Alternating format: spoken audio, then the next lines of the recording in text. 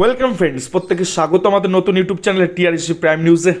যে সমস্ত ভিউয়ার্সরা প্রথমবার চ্যানেলটি দেখছেন তারা অবশ্যই চ্যানেলটিকে সাবস্ক্রাইব করে দেবেন এবং চ্যানেলের পাশে থাকা বেল আইকনটি প্রেস করবেন যাতে এই ধরনের খবরাখবর সবচেয়ে আগে সবচেয়ে দ্রুত আপনার কাছে পৌঁছে যায়।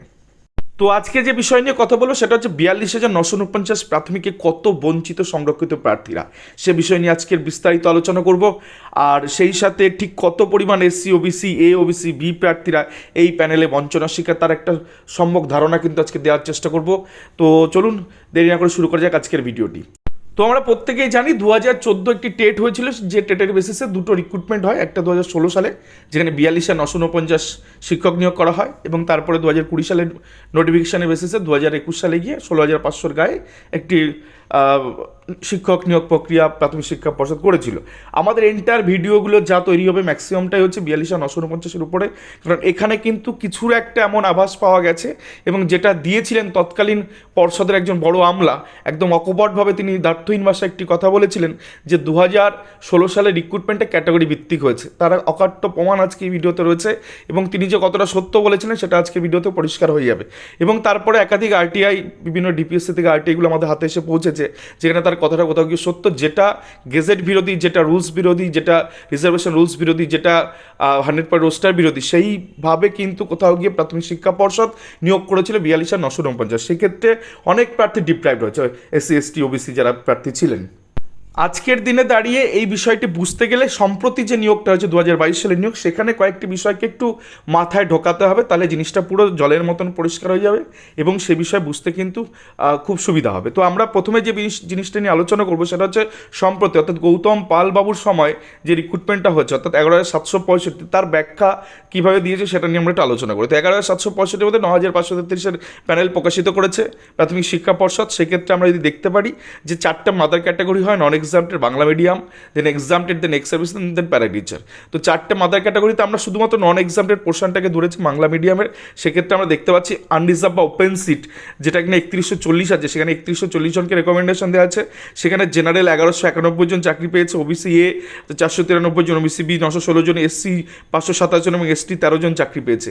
এরা কিন্তু সব এমআরসি ক্যান্ডিডেট, যার জন্য জেনারেলের সাথে কম্পিটিশন করে আনরিজার্ভ বা ওপেন সিটে ঢুকতে পেরেছে। দেন তারপরে এখানে যারা পায়নি তারা ওবিসি এ নিজের ক্যাটাগরিতে 539, দেন ওবিসি বি 388, দেন এসসি 1263, দেন এসটি 348-এর মধ্যে কম্পিটিশন করছে যার জন্য রেসপেক্টিভ নিজের ক্যাটাগরিতে। মোদ্দা কথা, এখানে যারা সিট পাচ্ছে, তুমি ওবিসি এ প্রার্থীর কথা দেখি, ওবিসি এ প্রার্থী 539, তার আগে 3140, দুটো মিলিয়ে কিন্তু কম্পিটিশন করছে।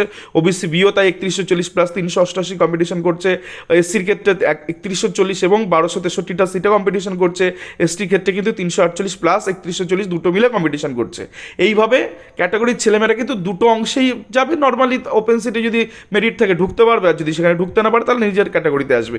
এখানে কিন্তু আনরিজার্ভ বা ওপেন সিটে কিন্তু আমরা দেখতে পাচ্ছি মোটামুটি 3,000 প্রার্থী হলে 1,000 জেনারেল যদি আমরা ধরে নিই তো 2,000 ক্যাটাগরি ঢুকেছে, অর্থাৎ 1:2 রেশিওতে ঢুকেছে। অর্থাৎ 1:2 বলতে এখানে 1 হচ্ছে জেনারেল আর 2 হচ্ছে ক্যাটাগরি ছেলেমেয়েরা ঢুকেছে। পরিষ্কার 3,000-এর মধ্যে প্রায় 1,000 জন, যদি প্রায় সংখ্যাটা ধরি 3,000 জনের মধ্যে 1,000 জন জেনারেল ঢুকেছে এবং 2,000 জন কিন্তু আমার ক্যাটাগরির ছেলেমেয়েরা ঢুকেছে, এসসি এসটি ওবিসি।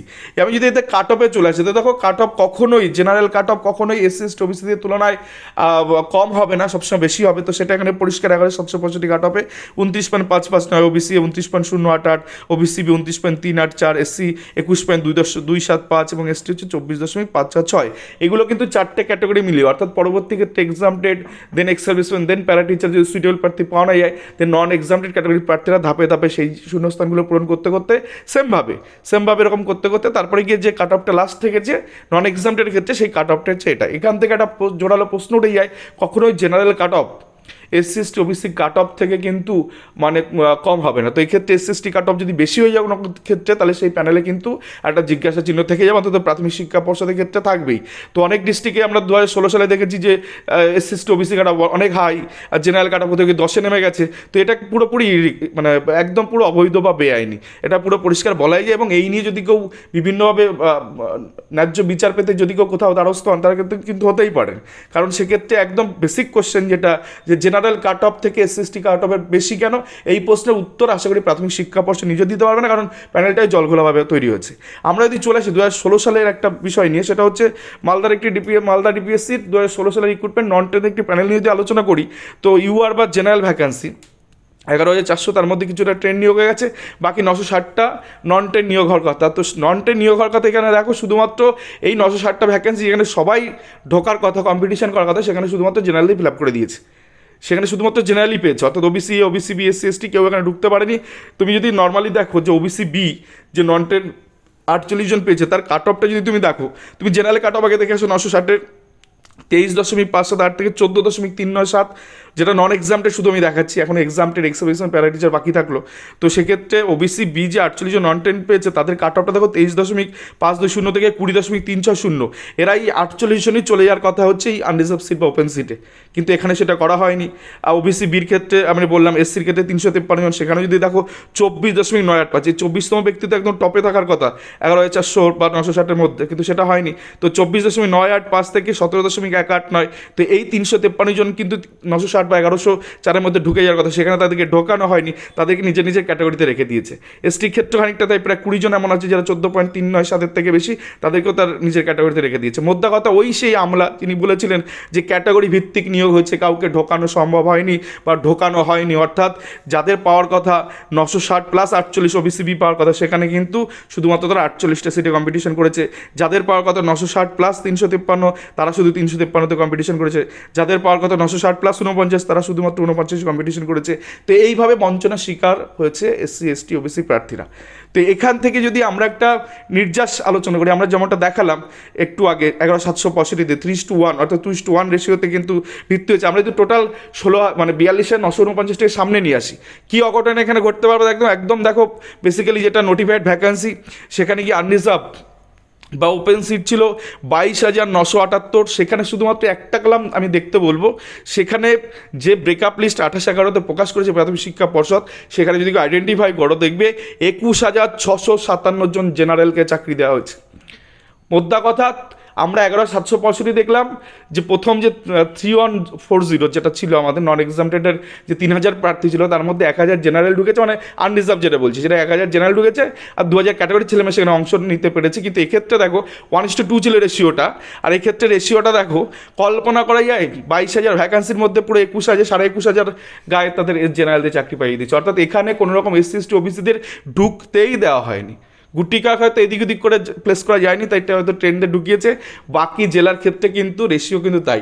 আমি একটা ছোট্ট রেশিও বলে দিই, যদি 3,000-এ 1,000 জেনারেল চাকরি পায়, আমরা যেমন 11,765-তে দেখলাম, তাহলে 21,000-এ জেনারেল চাকরি পাবে কত, যদি প্রশ্নটা করি। 3,000-এ পাচ্ছে 1,000, 1,000-এ যদি করে 1/3, আর 21,000-এ করলে 3×7=21, অর্থাৎ 7,000 চাকরি পাওয়ার কথা জেনারেল হিসাব মতন, ওই 11,765 প্যানেল মোতাবেক আনরিজার্ভ সিটে বা ওপেন সিটে সেখানে চাকরি পেয়েছে, যদি আমি 21,000 ধরে করি, 14,000 ক্যাটাগরি ছেলেমেয়ে ঢোকার কথা, 7,000 ঢোকার কথা জেনারেল, সেখানে টোটাল 21,000টাই ফিল্ড আপ হয়ে গেছে জেনারেল দিয়ে। আর এটা কোনো বানানো কোনো তথ্য নয়, এই তথ্য কিন্তু 28/11/2022 ব্রেকআপ যেটা প্রকাশিত হয়েছে প্রাথমিক শিক্ষা পর্ষদের ক্ষেত্রে 42,000-এ, সেটাই কিন্তু প্রকাশ পেয়েছে এই বিষয়টা। তো মোদ্দা কথা সবাই বুঝতেই পারছো যে ঘটনাটা কি হয়েছে। 42,949 ক্ষেত্রে আমি ছোট্ট একটা উদাহরণ টেনে বললাম, যদি এটা আপেক্ষিক উদাহরণ, এর সাথে হুবহু মিলবে এমনটা কথা নয়। তো মোদ্দা কথা এটা তোমরা দেখতে পাচ্ছ যে ঘটনাগুলো কি ঘটেছে। তো টোটালটাই জেনারেল দিয়ে ফিল আপ হয়ে গেছে, এখানে কোনো এসসি এসটি ওবিসি প্রার্থী সেই অর্থে কিন্তু অংশগ্রহণ করতে পারেনি। তো ভ্যাকান্সি যাদের ক্ষেত্রে যা নেওয়ার কথা সেটা তো নিলই না, এসসি এসটি ওবিসিরা বঞ্চনের শিকার হয়ে তারা নিজেদের ক্যাটাগরিতে করে আজকে তাদের কাট অফটা কোথায় হাই হয়ে গেছে। যাই হোক, তালগোলে পাকানো প্যানেল, এই বিষয় নিয়ে আমরা আরও বিস্তারিত পরবর্তীতে বিভিন্ন ভিডিওগুলো নিয়ে আসবো। তো আজকের ভিডিও এই পর্যন্তই ছিল। আশা করি ভিডিওটা দেখে আপনাদের বুঝতে একটু হলে সুবিধা হচ্ছে। তো চ্যানেলটিকে অবশ্যই একটা সাবস্ক্রাইব করে দিন এবং লাইক শেয়ার কমেন্ট করে চ্যানেলটির সঙ্গে থাকুন। ধন্যবাদ সকলকে।